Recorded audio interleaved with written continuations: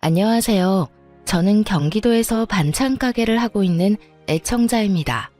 지금도 가게에서 열심히 사연들을 들으며 제 사연을 끄적이고 있는데요. 정말 들으면 들을수록 기가 막힌 사연들이 많더라고요.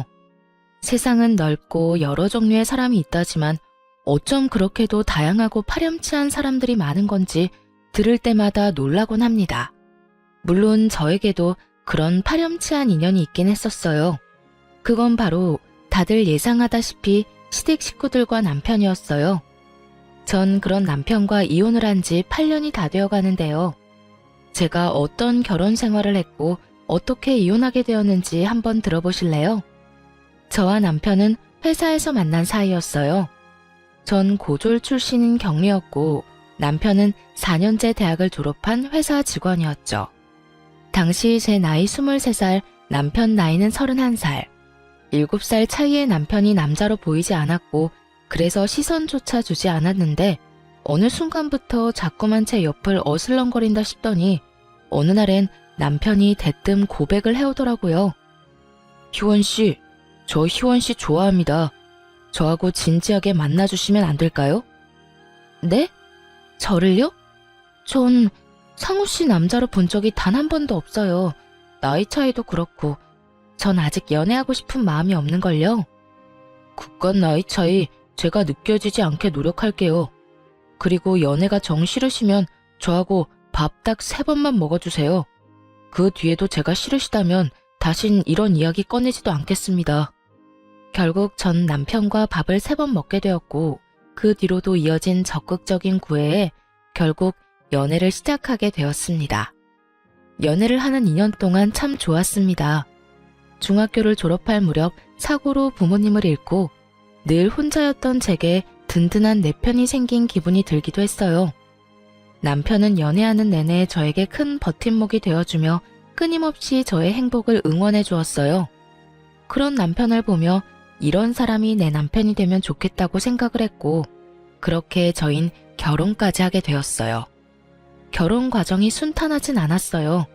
시댁에선 고아나 다름없는 제가 반가울 리 없었고 전 그런 시댁의 반응이 당연하다고 생각했으니까요. 아들, 아무리 생각해도 이건 아니다. 아무리 며느리 자리는 좀 낮춰서 데리고 온다고 한들 부모가 아니, 이건 좀 아니지 않니? 엄마, 그런 말 하지 않기로 했잖아. 그리고 희원이 부모님이 일찍 돌아가신 게 희원이 잘못이야. 그건 어쩔 수 없는 사고였다고 그랬잖아.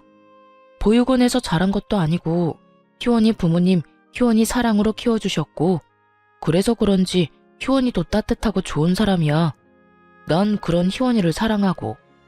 그러니까 엄마도 그런 말로 희원이 상처 주지 마. 내가 많이 사랑하는 사람이야. 아니 이 녀석이.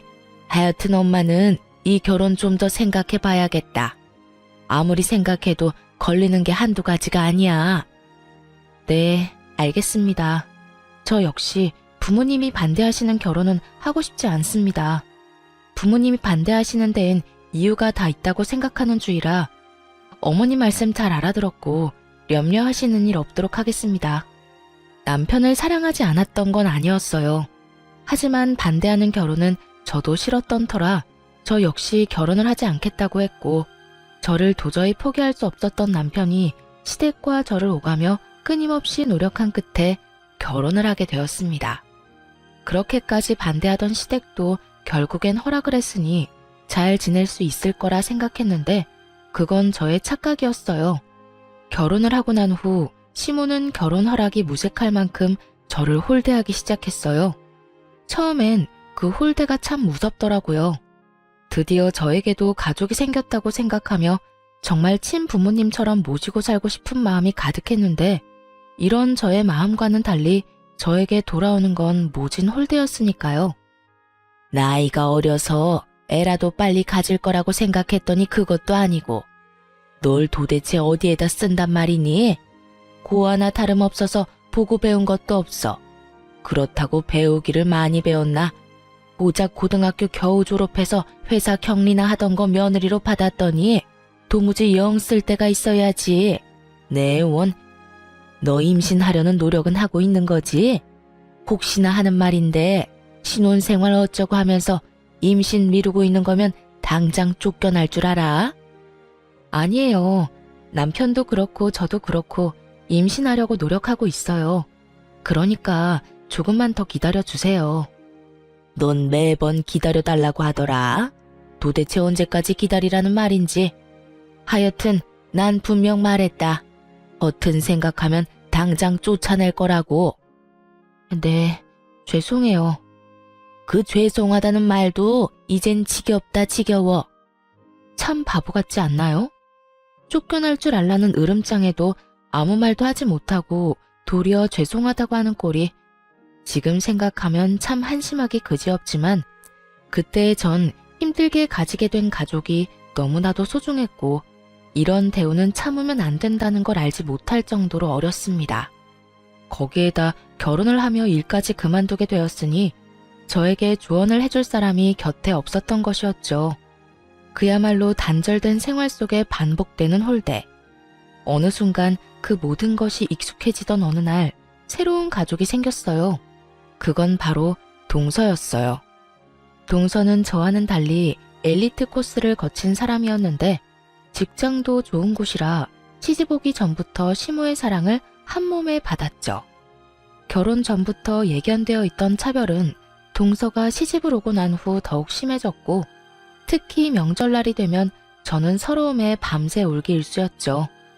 저는 명절 전날부터 시댁으로 가 음식부터 시작해서 집안 대청소까지 하느라 몸이 부서질 지경인데 동서는 시집 오고 첫 명절부터 차례 지내기 직전에 와, 밥만 먹고 바로 친정으로 가버리더군요.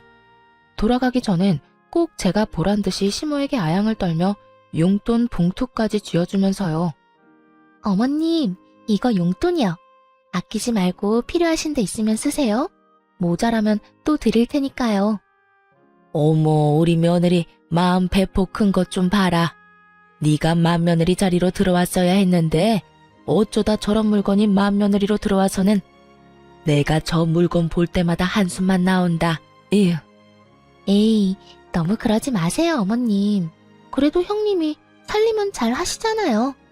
차례 준비도 그렇고 제사 준비도 그렇고 혼자서 척척 얼마나 잘 해내는데요.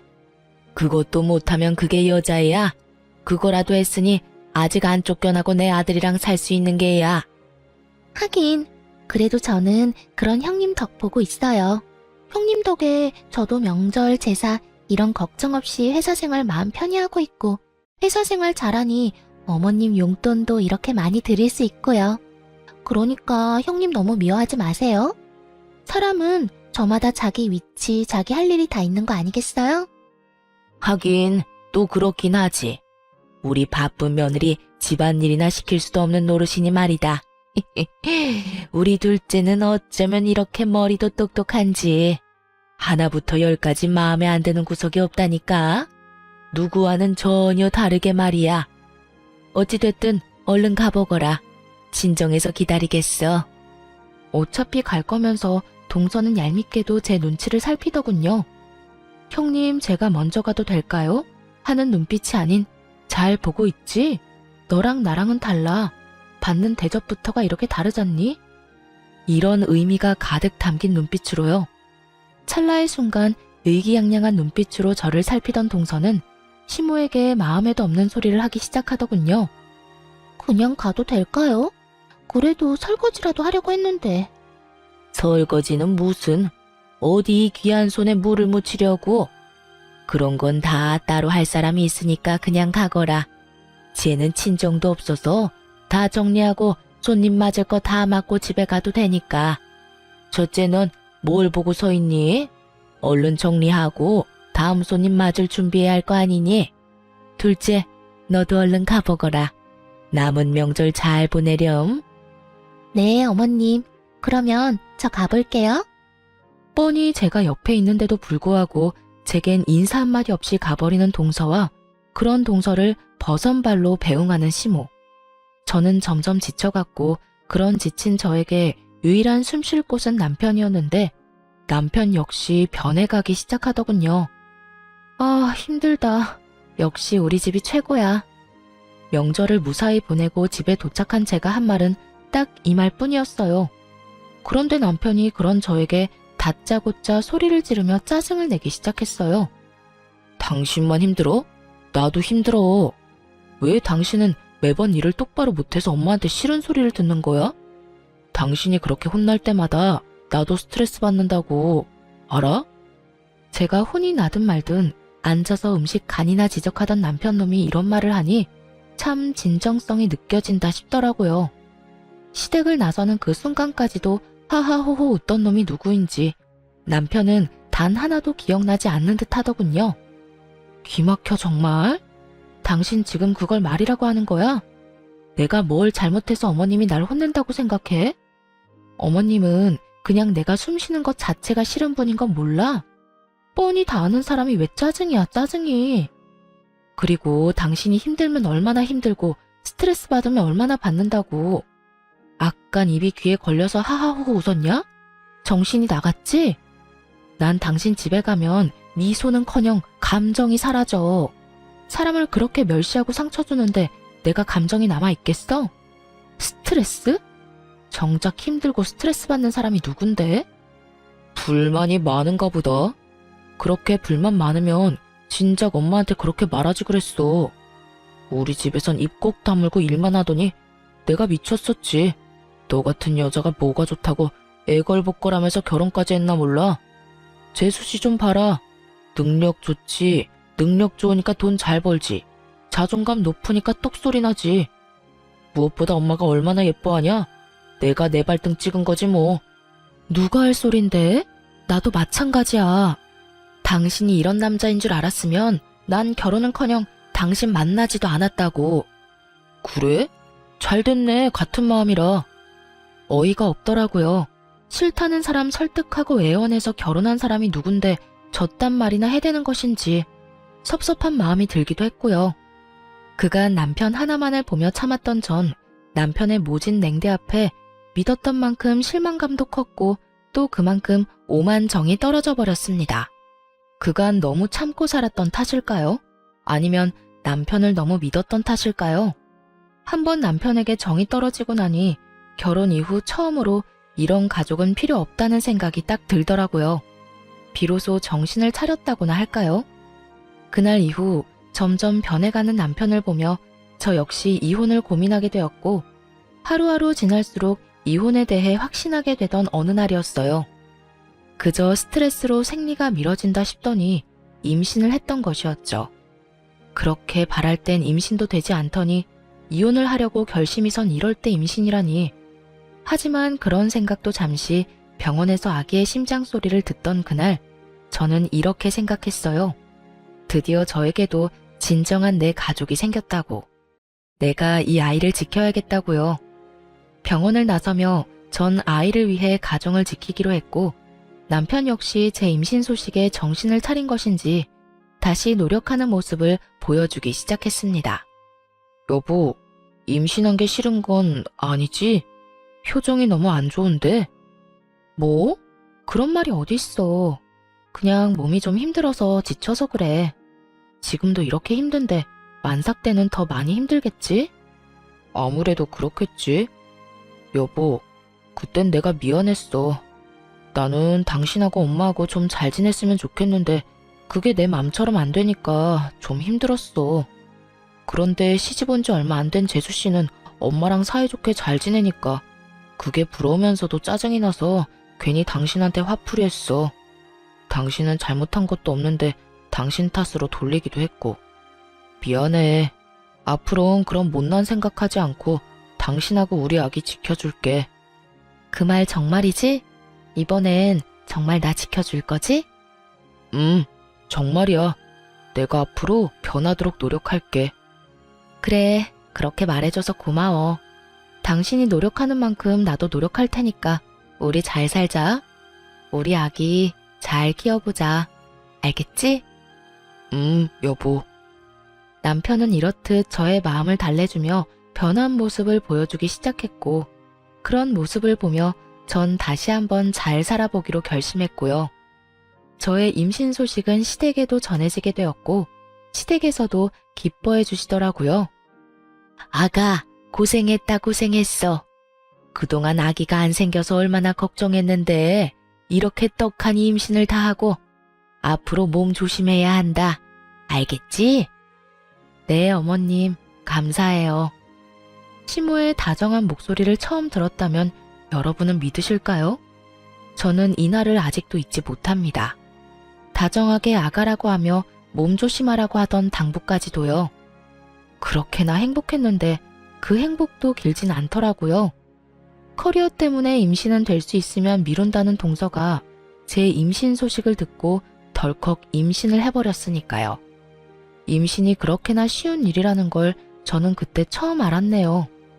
하여튼 동서가 임신을 하며 자연스럽게 임산부로서의 대우는 고스란히 동서에게로 가게 되었고, 동서는 아들, 저는 딸을 낳게 되며 차별은 더욱 심해져만 갔습니다. 저를 무시하는 건 어떻게 해서든 참을 수가 있었지만 제 딸마저 차별당하는 모습을 보며 저는 마치 시한폭탄을 품에 품고 사는 사람처럼 아슬아슬한 날들을 보내고 있었죠. 그러던 어느 날 일이 터지고야 말았습니다. 그 당시 시모의 건강이 조금 좋지 않아 저는 자주 시댁에 들리며 먹거리를 해주곤 했었는데, 그날도 마찬가지로 5살 된 딸과 함께 시댁에 간 날이었어요. 한여름 그 더운 날씨에 땀을 뻘뻘 흘리며 음식을 다 해놓고 나니 동서가 아들을 데리고 시댁으로 들어오더라고요. 조카는 자연스럽게 시모의 곁에서 놀기 시작했고, 동서 역시 자연스럽게 주방으로 들어오더니 늘 그렇듯 저에게 시비를 걸며 음식을 챙기기 시작하더군요. 어머, 반찬 많이 했네. 나 좀 가지고 가도 되죠? 마음대로 해. 어차피 반찬 가지러 왔으면서 묻기는 왜 물어? 예의상 묻는 거죠. 친정에서 예의를 가장 중시하며 저를 키워주셨거든요. 아, 친정 이야기하면 형님이 좀 서글퍼지려나? 그냥 예의를 중시하며 컸다. 이 정도로 마무리하죠. 하여튼 형님, 다른 건 몰라도 음식 솜씨는 정말 인정이에요. 요즘엔 다른 반찬엔 손도 안 간다니까요? 그래서 하는 말인데 집에서 놀지 말고 반찬 가게라도 해보는 건 어때요? 가게 차릴 돈 없으면 내가 빌려줄 수도 있고요. 아, 이자는 은행 이자만 받을게요, 특별히. 다른 날에도 시비를 걸어오곤 했지만 이날은 무슨 작정이라도 한 사람처럼 돌아가신 부모님까지 들먹이며 싸움을 걸어오는데 정말 도저히 참을 수가 없는 지경이었어요. 그렇게 동서의 시비에 한마디 하려는 순간 거실에서 조카의 울음소리가 들리기 시작했어요.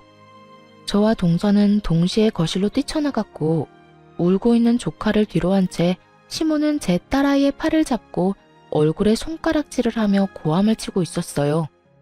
이 개집애가 어디서 귀한 우리 손주를 밀어? 너 같은 건 맞아야 정신 차리지. 똑바로 서. 시모는 인정사정 볼 것 없이 손을 올렸고, 그 순간 눈이 돌아버린 저는 시모를 밀쳐버리고 울고 있는 딸을 안아 올렸어요. 어머님, 말로 하면 되지 왜 손을 올려요? 맞을만 하니까 때렸다. 이 개집애가 글쎄 우리 귀한 손자를 밀쳐서 넘어졌잖니. 딸, 정말 네가 그랬어? 정말 네가 밀었어? 아니야, 난 안 밀었어. 난 그냥 뒤에 서 있었는데 혼자 넘어졌어. 혼자 장난감 밟고 넘어졌어. 딸아이는 울면서 저에게 사실을 전했고, 그 사실을 뒷받침해주듯 바닥에 망가진 장난감이 떨어져 있더군요.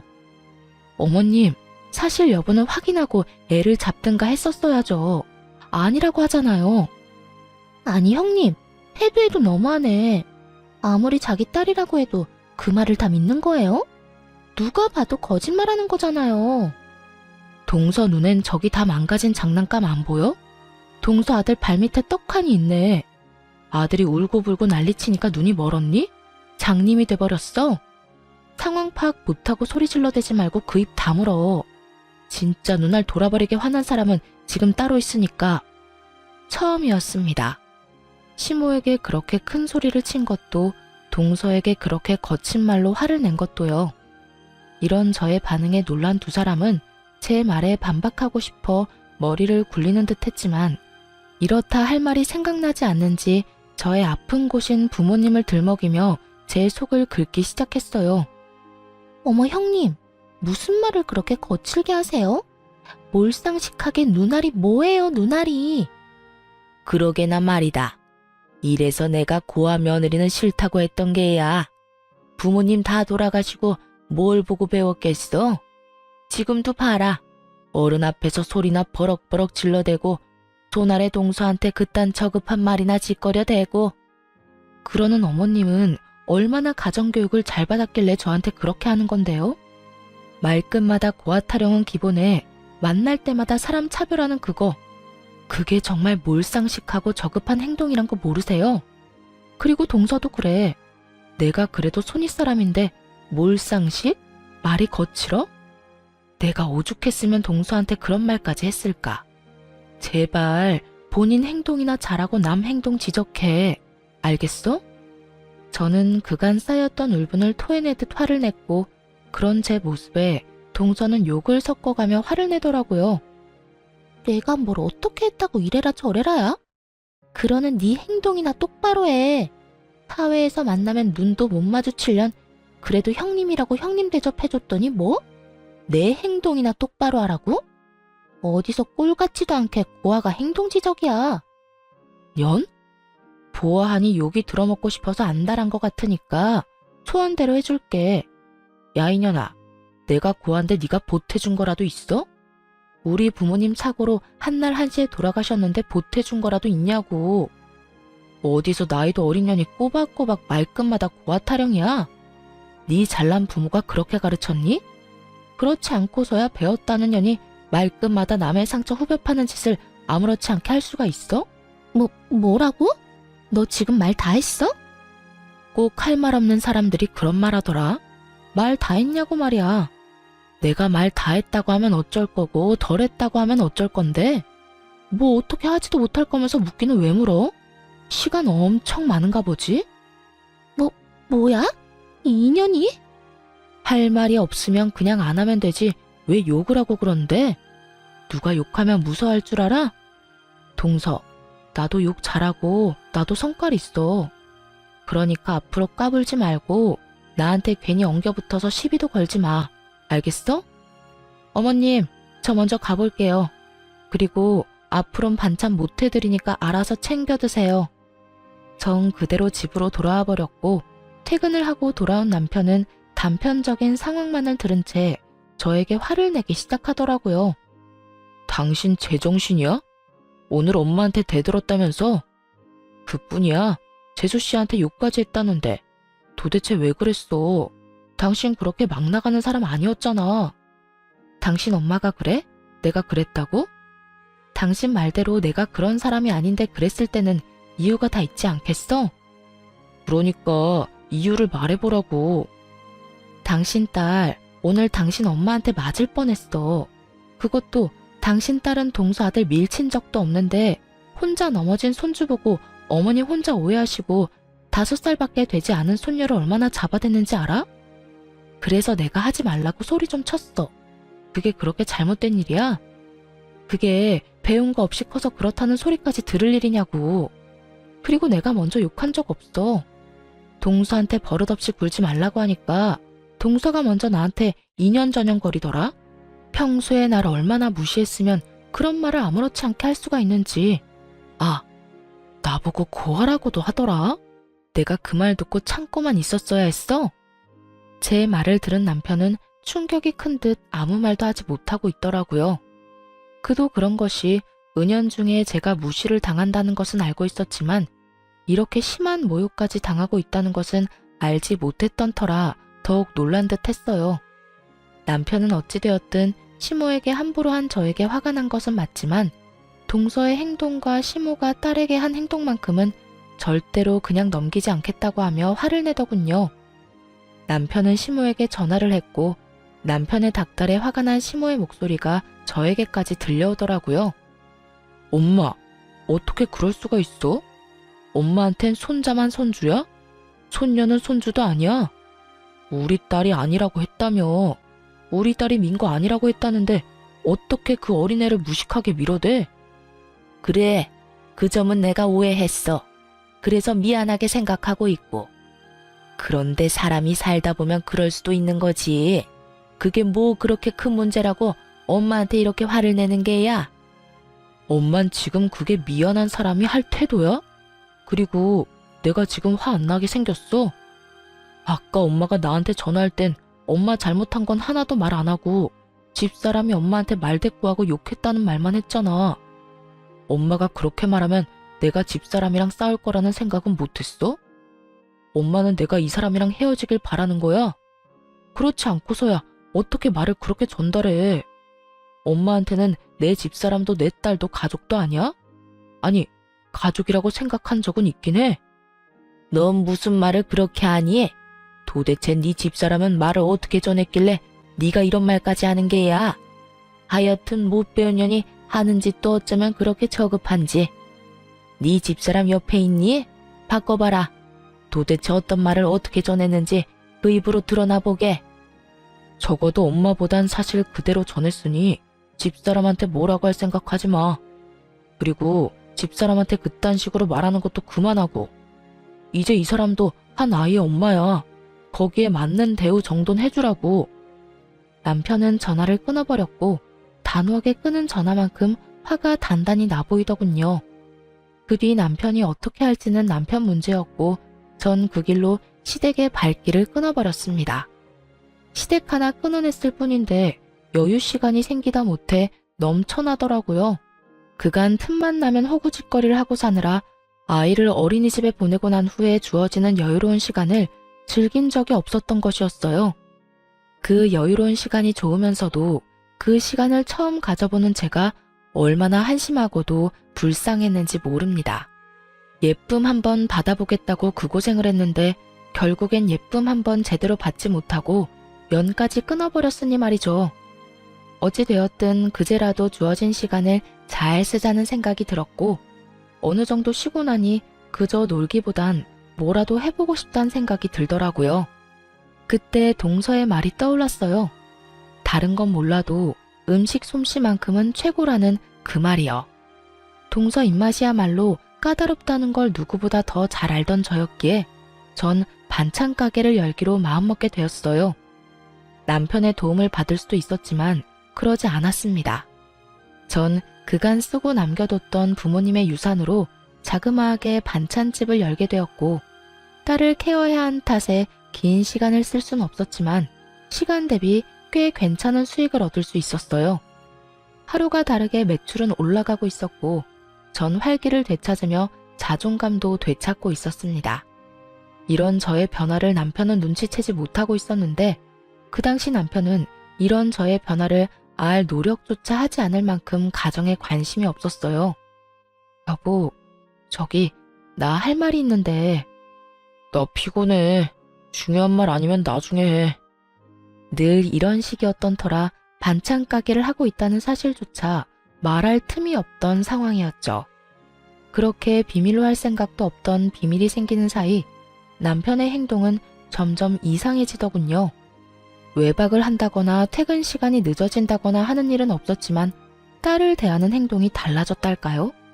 다른 건 몰라도 딸에게만큼은 진심으로 잘 대하던 남편이었는데 그마저도 소홀해진다 싶더니 어느 순간부턴 딸과 눈조차 마주치지 않는 날들이 길어지더라고요. 저는 직감적으로 남편에게 다른 여자가 생겼음을 알아챘고 저의 예상대로 남편은 다른 사람도 아닌 회사 격리 직원과 바람이 났던 것이었어요. 많이 본 상황에 그저 웃음만 나더라고요. 다른 사람도 아닌 제가 과거에 일하던 그 자리에서 지금 현재 일하고 있는 격리라니 어이가 없기도 하고요. 제가 결정적으로 남편의 외도를 알게 된 것은 편지였어요. 글쎄 상간녀가 40대 유부남 남편을 위해 쓴 편지를 남편의 옷가지에서 발견하게 된 것이었죠. 그중 뇌리에 담긴 구절이 있습니다. 자기야, 우리는 이렇게 사랑하고 애절한데 우리의 사랑을 마음껏 드러내지도 못하는 이 현실이 너무 슬프다. 그저 우리가 조금 늦게 만나고 조금 늦게 깨달은 것뿐인데 그걸 외도라고 손가락질할 사람들이 밉기도 하고 말이야. 사랑이 죄는 아닌데 자기도 그렇게 생각하지? 이 무슨 고귀한 척인지 모르겠더라고요. 네, 사랑은 죄가 아니겠죠. 하지만 불륜은 죄가 되지 않을까요? 이렇게 한 사람 인생을 송두리째 망가뜨리고 나아가 내 딸의 아빠 자리마저 빼앗아가는 것이 불륜인데 어떻게 그걸 죄가 아니라고 할 수 있는 것인지 손편지 귀한 요즘 세상에 편지까지 써주면서 추악한 외도를 풋풋한 연애로 포장하는 두 연놈을 보며 저는 이혼을 결심하며 이만 남편을 놓아주기로 했습니다.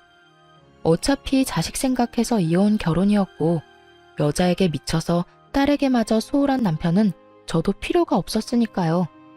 증거야 남편 놈의 휴대전화를 통해 차고 넘치게 확보한 상태였고 남편에게 이혼 통보를 하던 날 남편의 반응이 저의 마음을 더 확고하게 해주었어요. 이거 좀 볼래? 이게 다 뭔데? 뭐긴 뭐야. 당신이 다른 여자가 생겼다는 증거들이지. 알아보니 당신 회사 경리더라? 어디서 많이 본 장면 아니야? 내가 그 자리에서 일할 때 당신이 나한테 한 말 나 아직도 기억해. 다른 건 몰라도 가족 없는 외로움을 느끼지 않게 든든한 가족이 돼준다고 했어, 당신. 이런 게 든든한 가족인지 미처 몰랐지 뭐야? 도대체 언제부터 알고 있었던 거야? 혹시 내 뒷조사했어? 뒷조사는 무슨. 이 편지 옷에다 넣어두고 안 뺐더라? 이 정도면 그냥 들키고 싶어서 안 달란 거 아니야? 아, 그게 거기 있었어? 어쩐지 아무리 찾아도 없더라고. 아, 다 됐고. 그래서 이혼하자고? 그래, 해, 이혼. 차라리 잘 됐어. 나도 당신이랑 계속 이대로 사는 게 맞나 고민했거든. 이참에 이혼하고 새 출발하지 뭐. 아참, 애는 내가 키운다. 뭐? 네가 뭔데 애를 키워. 바람나서 이혼하는 주제에 헛된 기대하지 말고 조용히 위자료나 내놓고 빨리 이혼할 생각이나 해.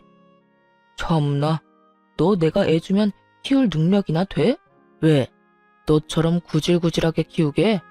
나는 그 꼴은 못 보겠는데 어떻게 하지? 경력 단절이라 취업이 되길 하겠어. 그렇다고 능력이 되기래.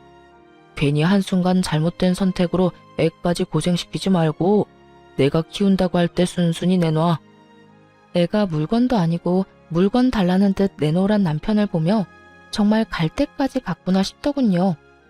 무슨 일이 있어도 딸만큼은 포기할 수 없었던 전 사실 반찬 가게를 하고 있음을 이야기해 주기로 했죠.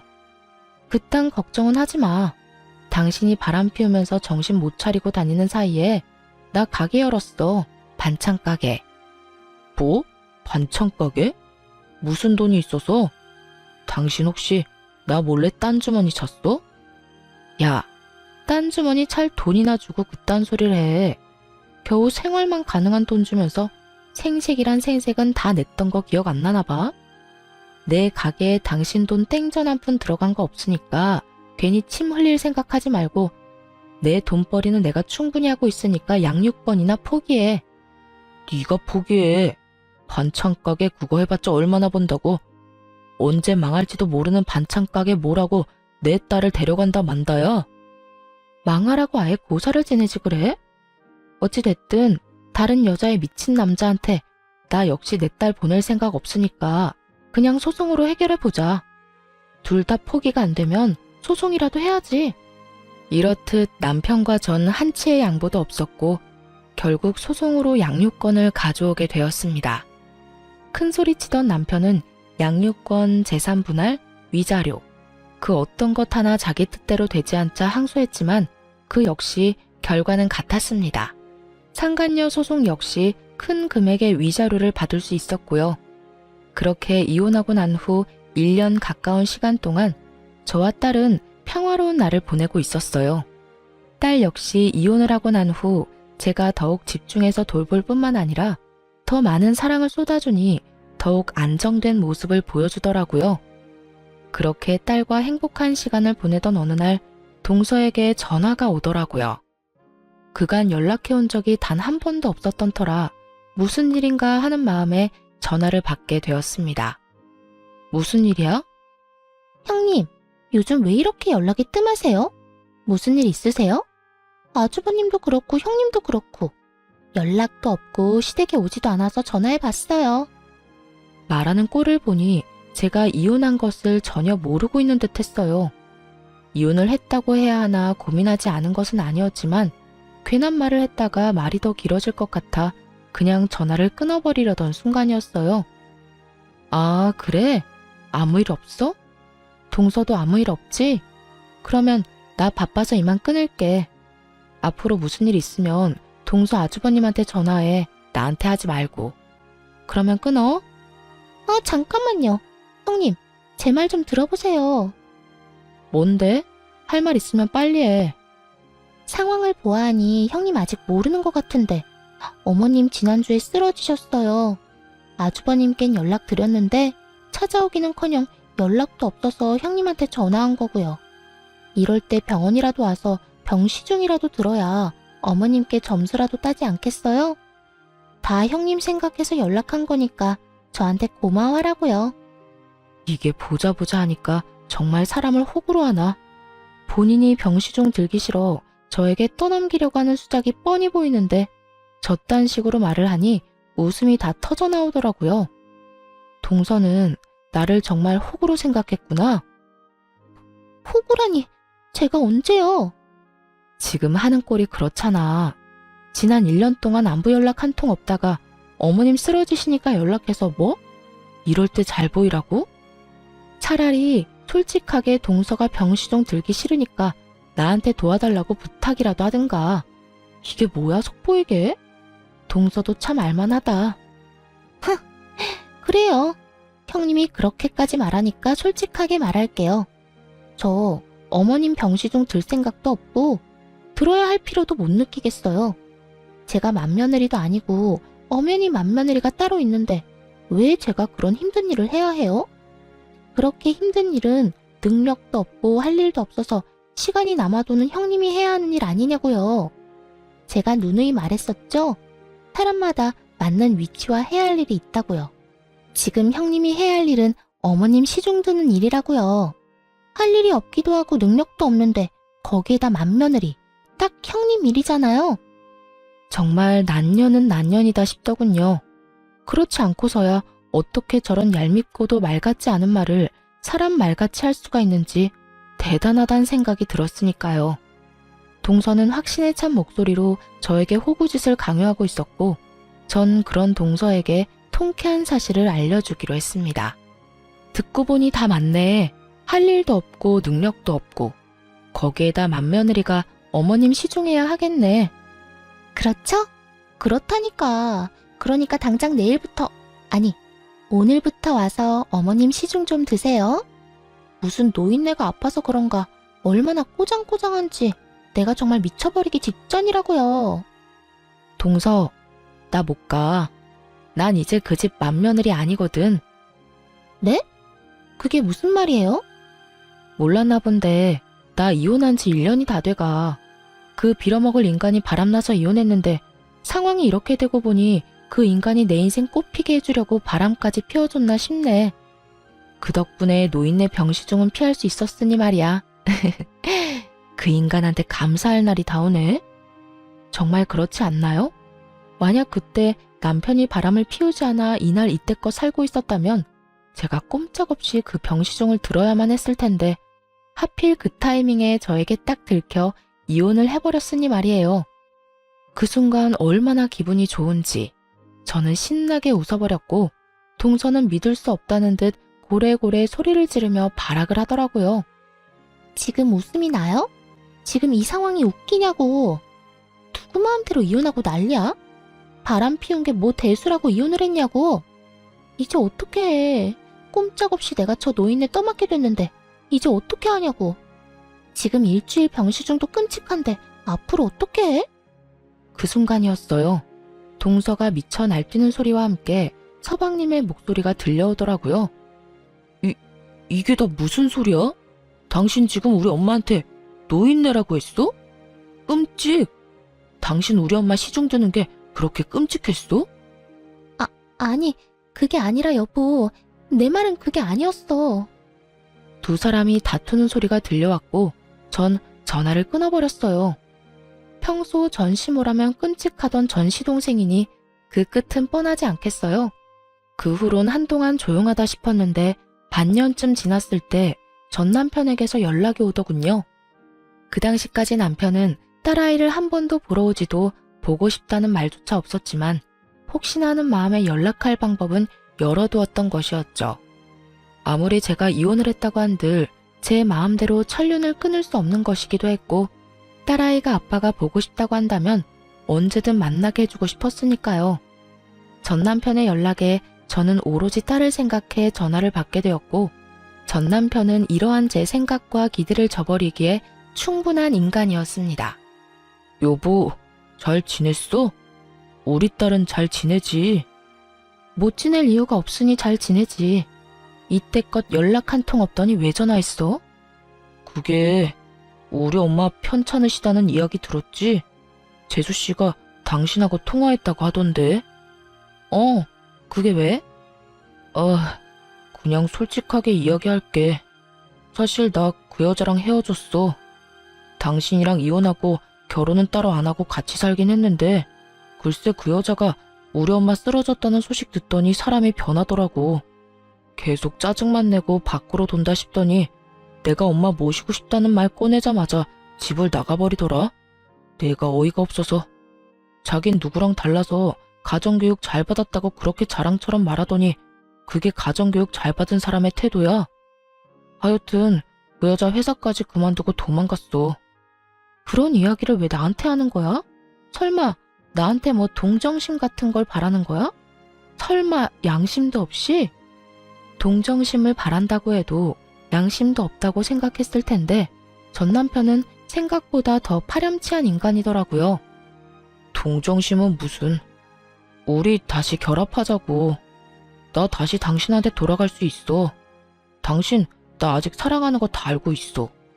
그러니까 아직 전화번호도 안 바꾸고 내 전화 기다렸다는 듯이 받은 거 아니야? 착각도 유분수지. 아이 생각해서 연락할 수단을 막지 않고 아이 생각해서 전화 한 통 받은 것이 어떻게 사랑으로 변질될 수 있는 것인지 전 남편의 뇌 구조가 궁금해질 지경이었어요. 여기까지만 해도 기가 막히고 코가 막히는 지경인데 그 다음에 흘러나오는 남편의 말은 더욱더 가관이었습니다. 이 와중에 조건도 있어? 당신이 우리 엄마 좀 모셔줘. 동생네도 이혼할 것 같더라. 재수씨가 뭐 엄마 욕을 하다가 들켰다나 뭐라나. 잘 풀려서 이혼까진 안 한다고 하더라도 당신도 알다시피 재수씨는 능력이 좋긴 하지만 싹수가 없잖아. 아픈 우리 엄마 탈들이 모실 사람은 안 된다 이거지. 그러니까 당신이 좀 모셔줬으면 좋겠어. 엄마가 특별히 우리 엄마 집에 들어와서 살아도 좋다고 했으니까 엄마 집에서 새 출발해보자. 얼마나 의기양양하게 큰 인심 쓴다는 듯 이야기하는지 모르는 사람이 본다면 제가 제발 같이 살아달라고 죽어라 매달리고 있는 상황이라 착각할 만큼 당당하더군요. 화도 나지 않았어요. 도리어 어이가 없어 웃음이 다 나더군요. 저는 한바탕 크게 웃어주곤 남편에게 이렇게 말해주었습니다. 야, 정신 차려. 머릿속에 얼마나 꽃받치면 그딴 말도 안 되는 생각을 하고 있는 거야? 요즘 드라마 작가라도 하니? 어디서 이상한 막장 결말을 쓰고 있어? 뭐? 너 지금 말 다 했어? 내가 돌아가 준다고 하면 고맙다고 절은 못할 망정 뭐? 정신 차리라고? 나라고 네가 좋아서 돌아간다는 줄 알아? 다 네가 불쌍해서 그런 거야. 부모도 없고 애 혼자 키우는 이혼녀. 누가 봐도 불쌍한 너한테 내가 큰 인심 쓰는 거라고. 야, 이 미친놈아. 그딴 인심 필요도 없거든? 마지막으로 한 번만 말할 테니 잘 들어. 네가 돌아오고자 하는 네 가정은 이제 없어. 진작 우린 끝났고 끝난 관계에 다시 시작은 없다는 말이야. 그러니까 네 엄마는 네가 알아서 모셔. 정 안 되면 요양원에 모시던가. 그 김에 너도 입원 좀 하고. 착각도 그 정도면 중증으로 보이니까. 아참, 그리고 내가 네 연락을 받은 건 내 딸 때문이었어. 나한텐 네가 갈기갈기 찢어 죽여도 모자란 놈이지만 내 딸한텐 아빠니까. 그런데 너 하는 꼴 보니까 이젠 다 필요 없겠다. 나 전화번호 바꿀 거야. 그리고 내 딸도 너 같은 아빠는 보고 싶지도 않다고 하니 앞으로 다신 연락 닿는 일 없도록 하자. 혹여나 길거리에서 마주치더라도 아는 척도 말고. 그게 네가 할 수 있는 아빠로서의 마지막 일이라고 생각하고 우리 좀 잊고 살아. 전 전화를 끊어버렸고 바로 번호를 바꿔버렸습니다. 혹시 모르는 상황에 대비해서 전 남편의 번호 역시 차단해버렸고요. 그렇게 인연은 끊어졌고 7년이란 세월이 지났네요. 하루하루는 참 길었는데 돌이켜보니 시간 참 정신없이 빠르게 흘렀다 싶어요. 딸은 어느새 중학생이 되었고 사춘기가 오는가 싶더니 요즘엔 또 사랑스러운 딸의 모습으로 돌아왔어요. 친구들과 시간을 보낼 때도 있지만 꽤 많은 시간을 가게로 와 저와 함께 시간을 보내주기도 하는 마음 깊고 착한 딸입니다. 전 늘 딸에게 아빠가 보고 싶다면 엄마는 신경 쓰지 않고 만나라고 하지만 딸은 그저 웃을 뿐 따로 아빠를 만나고 있는 것 같진 않아요. 그 어린 나이에 상처를 받은 것인가 하는 생각이 들기도 하지만 딸의 말론 아빠의 기억이 흐릿할 뿐더러 좋았던 기억도 별로 없어 굳이 만나고 싶지 않다고 슬그머니 자신의 마음을 전해오더군요. 전 그런 딸이 때론 안쓰러울 때도 있지만 그럴수록 딸과 더 많은 시간을 보내려고 노력하며 지내고 있어요.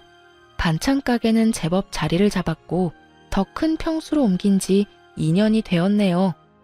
전 이제 곧 식당 오픈을 앞두고 있습니다. 새로운 일을 시작하기 전에 과거를 여기 사연 열차에 털어버리고 가벼운 마음으로 열심히 살아가 보려고요. 다들 응원해 주실 거죠? 지금까지 제 긴 사연 들어주신 여러분들 감사합니다. 좋은 하루 되세요.